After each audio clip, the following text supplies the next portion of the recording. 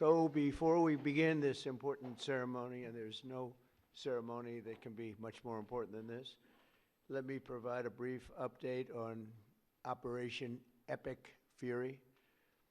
Today, the United States military continues to carry out large-scale combat operations in Iran to eliminate the grave threats posed to America by this terrible terrorist regime. Following our obliteration of Iran's nuclear program in Operation Midnight Hammer a short while ago, we warned Iran not to make any attempt to rebuild at a different location because they were unable to use the ones that we so powerfully blew up. But they ignored those warnings and refused to cease their pursuit of nuclear weapons. In addition, the regime's conventional ballistic missile program was growing rapidly and dramatically, and this posed a very clear, colossal threat to America and our forces stationed overseas. The regime already had missiles capable of hitting Europe and our bases, both local and overseas, and would soon have had missiles capable of reaching our beautiful America. The purpose of this fast-growing missile program was to shield their nuclear weapon development and make it extraordinarily difficult for anyone to stop them from making these highly forbidden by us nuclear weapons. We were the ones that were complaining. We were the ones that wanted it stopped. But everybody was behind us. They just didn't have the courage to say so. An Iranian regime armed with long-range missiles and nuclear weapons would be an intolerable threat to the Middle East, but also to the American people. Our country itself would be under threat, and it was very nearly under threat. I was very proud to have knocked out the Iran nuclear deal by President Barack Hussein Obama. That was a horrible, horrible, dangerous document. They would have had nuclear weapons 3 years ago, and they would have used them. But I'll not let that happen. For almost 47 years, this regime has been attacking the United States and killing Americans. Every time you see someone with missing arms and legs or a face that's been absolutely shattered violently, it was almost certainly caused by an Iran roadside bomb. They were put there by General Soleimani, who was the father of the roadside bomb. Very proudly, he thought, but I terminated him in my first term. This was our last best chance to strike what we're doing right now and eliminate the intolerable threats posed by this sick and sinister regime. And they are indeed sick and sinister. Our objectives are clear. First, we're destroying Iran's missile capabilities, and you see that happening on an hourly basis, and their capacity to produce brand new ones, and pretty good ones they make. Second, we're annihilating their Navy. We've knocked out already 10 ships. They're at the bottom of the sea. Third, we're ensuring that the world's #1 sponsor of terror can never obtain a nuclear weapon, never going to have a nuclear weapon. I said that from the beginning. They're never going to have a nuclear weapon. They were on the road to getting one legitimately through a deal that was signed foolishly by our country. And finally, we're ensuring that the Iranian regime cannot continue to arm, fund, and direct terrorist armies outside of their borders. And we thought we had a deal, but then they backed out, and they came back, and we thought we had a deal, and they backed out. I said, you can't deal with these people. You got to do it the right way. Today, we grieve for the 4 heroic American service members who have been killed in action and send our love and support to their families. In their memory, we continue this mission with ferocious, unyielding resolve to crush the threat this terrorist regime poses to the American people, and a threat indeed it is. We have the strongest and most powerful by far military in the world, and we will easily prevail. We're already substantially ahead of our time projections, but whatever the time is, it's okay. Whatever it takes, we will always and we have right from the beginning, we projected 4 to 5 weeks, but we have capability to go far longer than that. We'll do it. Whatever somebody said today, they said, oh, well, the president wants to do it really quickly. After that, he'll get bored. I don't get bored. There's nothing boring about this. Do you agree with that, Pete? I don't think there's anything, Mr. General. I think there's nothing boring about it. Somebody actually said from the media, I think he'll get bored after about a week or two. No, we don't get bored. I never get bored. If I got bored, I wouldn't be standing here right now, I guarantee you that, to go through what I had to go through.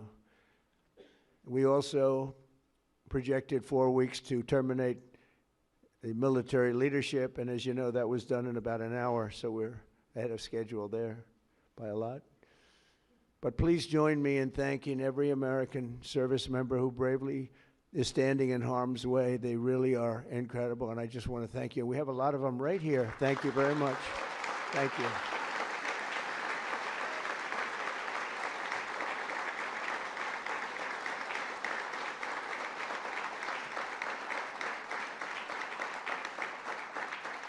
Thank you, everybody. We have a lot of great service members here with us, too, in this beautiful building. Isn't it beautiful? We're adding on to the building a little bit. We're improving the building. See that nice drape? When that comes down, right now you see a very, very deep hole. But in about 1.5 years from now, you're going to see a very, very beautiful building.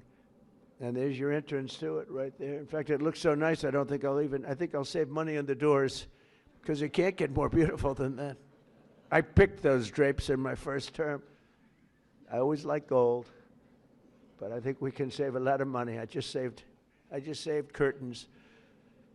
But, and it'll be spectacular. It'll be the most beautiful ballroom. I believe it's because I built many a ballroom. I believe it's going to be the most beautiful ballroom anywhere in the world. And when you hear all that hammering out there, you know why the First Lady is not thrilled exactly.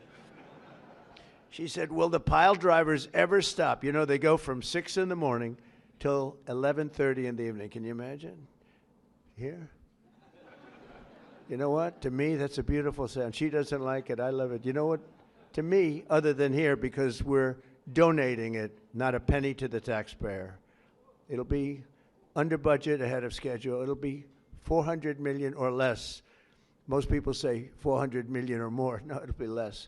But when I hear that sound, that beautiful sound behind me, it means money, so I like it. But my wife isn't thrilled. She said, this is getting crazy. I said, don't worry about it. We'll be all finished up in a few months. But now, for the reason that we're gathered this morning, to recognize the unsurpassed courage of 3 really incredible American heroes, 1 living and 2 no longer with us. So together, we recognize the exceptional valor of Master Sergeant Roderick Edmunds. And maybe I could ask your families to stand, because they're beautiful families. I got to meet them, and please.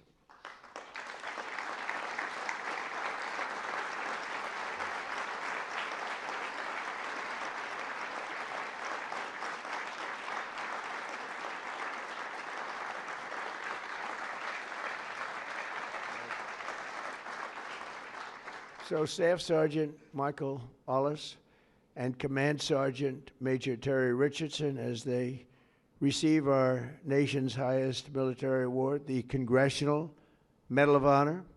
And we're pleased to be joined by Secretary of War Pete Hegseth. He's busy, very busy guy. In fact, I said, if you want, Pete, you can avoid it. General Raisin Kane also, and they said, we don't avoid this one. This is one you wouldn't avoid for anything, right?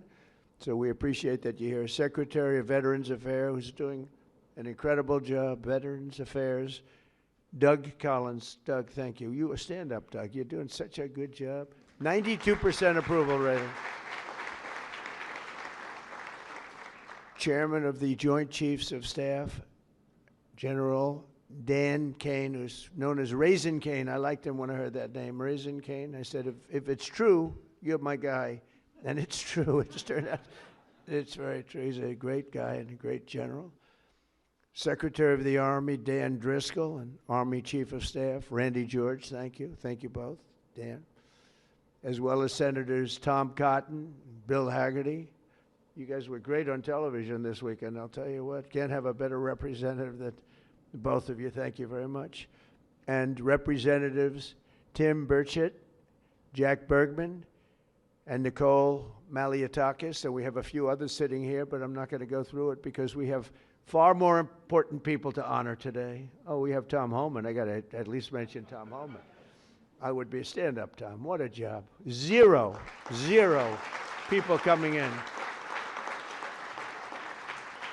We had millions and millions of people pouring into our country now that, I mean, I'm not even sure I can believe this number is zero, but it is given out by Democrats. Democrats from the last, and they're rated for the last 9 months. We had 0 people come illegally through our border. Right, Tom? So I want to thank you very much. And I also want to salute 6 former Medal of Honor recipients: William Swenson, Jim McLuhan, Walter Marm, Thomas Paine, Sammy Davis. That's an interesting guy. Where is Sammy Davis? We have a big story here, Sammy. You've heard that all your life, I'll bet, huh? And Edward Byers. Stand up, please.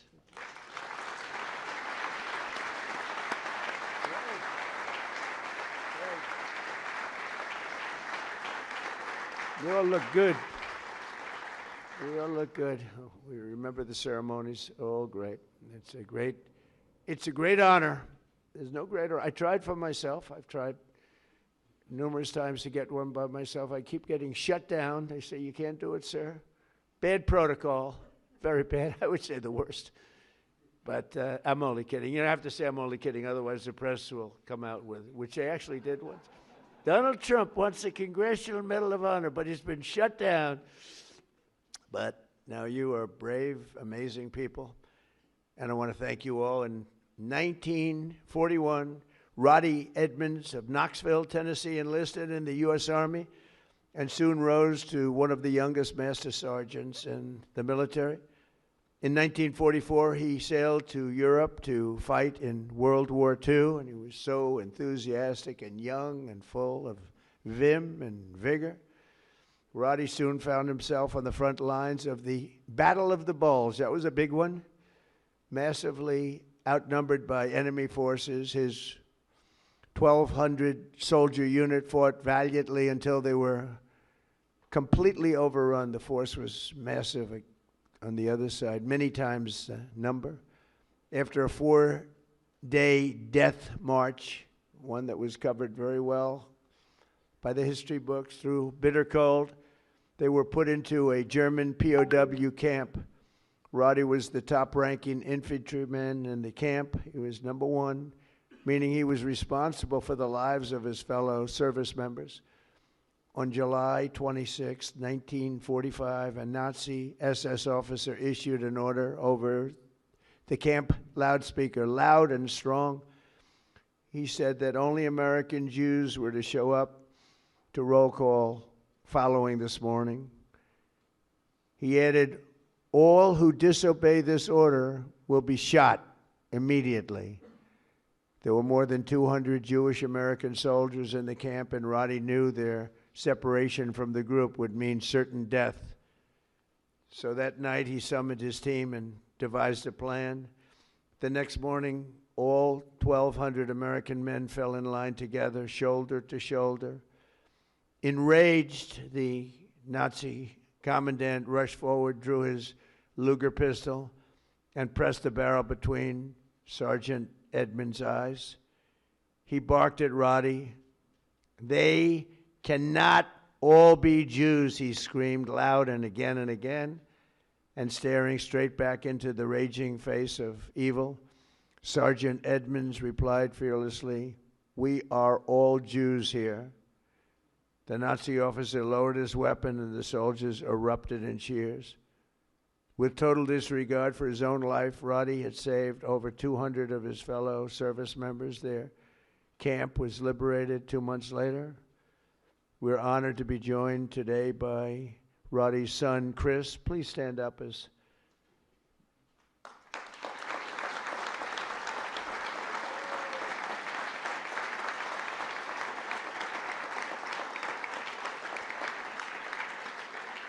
Thank you, Chris. Today, your father gets the honor. He so courageously earned. And really amazing, right? It's an amazing story. Congratulations to the family of Master Sergeant Roddy Edmunds.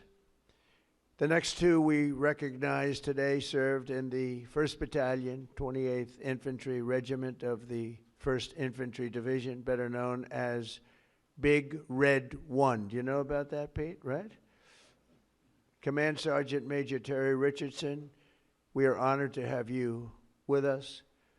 On September 12, 1968, 102 brave men of Terry's Alpha Company were asked with securing Hill 222 deep behind the enemy's line in Vietnam. They didn't know it at the time, had no idea, but the area was totally infested with nearly 300 enemy bunkers and many, many enemy soldiers, far outnumbering them by at least 4, 5, even 6 to 1. As Terry led Lima platoon up Hill 222, the enemy launched an ambitious and violent attack, unleashing a withering fire of machine guns and rocket-propelled grenades. Just didn't stop, just kept coming. Pinned down in hell on earth, Terry summoned unimaginable courage.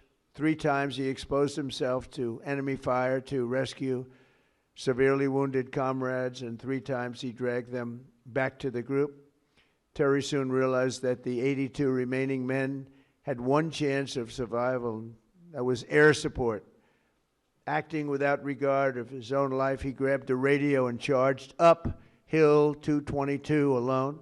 He needed to be there. It was the only place you'd get reception. He withstood a storm of enemy bullets, eventually reaching the top, where he spent the next 8 hours calling in tactical strikes, completely exposed. An hour in, an enemy sniper shot rang out and the bullet tore through his right leg violently. He was in bad shape, but Terry disregarded that and pushed through. And after 7 more hours of calling in American fire from above, the enemy retreated. Later that day, his team found him with both eardrums totally ruptured and a mangled right leg and foot, but still barely living, but living nevertheless.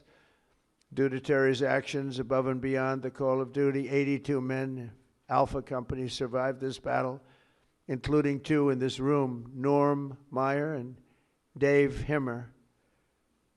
Where are you? Can you want to stand up, Norm and Dave? Where's Norm and Dave? That's pretty cool.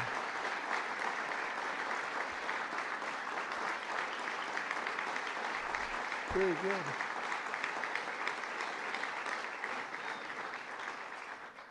And that story is 100% correct, isn't it? Huh? See, pretty. It's how much have you paid him over the years? Have you said take everything we have? We wouldn't be here, right? That's great. That's a great story, Terry. Today you enter the ranks of the bravest warriors ever to stride the face of the earth. Please stand up, please. Thank you.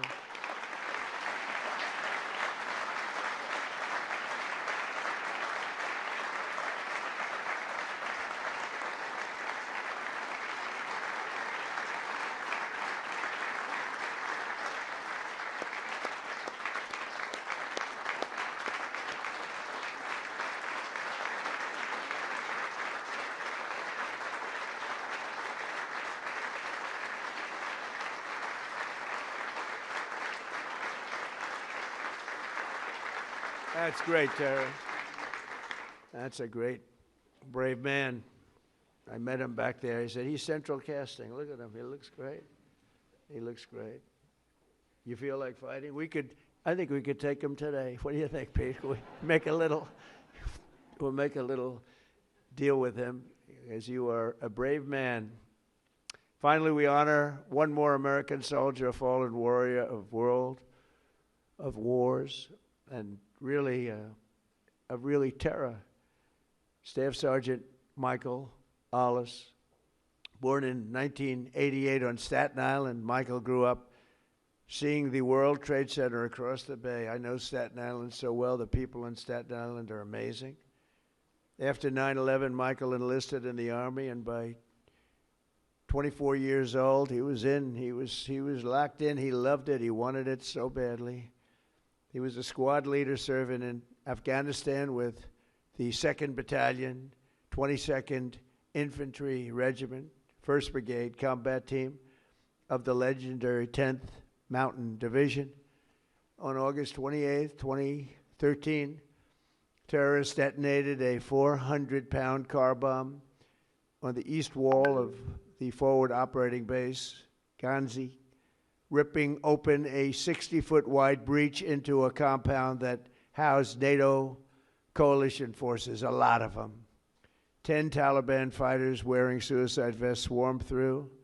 From across the compound, Michael saw the pillar of white smoke rising and ran to join the fight, rushing without his gear, wearing almost no gear, no Kevlar helmet, no body armor, just one magazine in his rifle. Along the way, he encountered a Polish soldier, and together they advanced under heavy fire, very, very heavy fire. At one point, shrapnel ripped through the Polish soldier's legs, rendering him unable to walk, very, very severely hurt.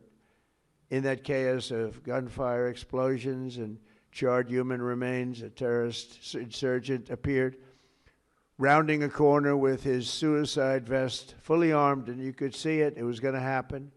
He charged the wounded Polish soldier without hesitation. Michael raised his gun and forced himself between the insurgent and the man he just met, shielding him with his own body. He knew it was going to happen. He shielded him with his own body. You know, bravery's amazing. You never really know who's brave, who's not, until they're really tested. We think some people are brave, Pete, and they're not. We think others aren't, and they are. You never know. But he was tested. That's called the ultimate test, right? And at perhaps his final heartbeat, Michael fired his weapon, and the terrorist detonated his vest simultaneously. Staff Sergeant Ollis was killed just weeks before his 25th birthday, and nobody was any more brave than that. In his final act on earth, Michael absorbed the blast, sparing the life of that Polish warrior, who we are grateful to have in the room with us today, Second Lieutenant Carol Sierpika. Carol Sierpika. Where are you, Carol? Hey.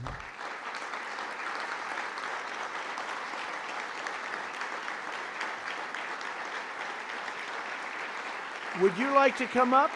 Please. Please. I'd love to have you come up. Thank you, Carol.